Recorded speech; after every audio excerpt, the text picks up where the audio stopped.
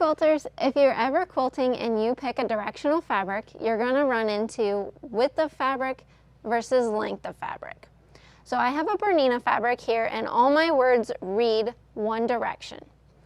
If I want my Bernina to read left to right across the top border, bottom border, and my side borders, I'm going to have to cut width of fabric for my top and bottom borders. So let's say we'll cut my border at 2.5 inches. I will cut selvage to selvage width of fabric. So that means my strip is going to have 2 selvages on each end. And then when I apply it into the quilt, it will read across left to right.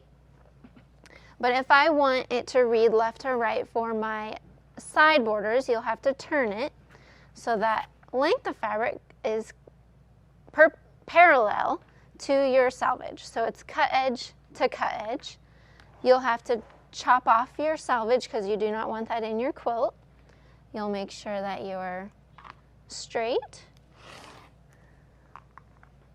And then again, my Bernina words are reading left to right. So I'll rotate my fabric so I can cut on my right side. And you'll cut your strips 2.5 inches length of fabric, cut side to cut side.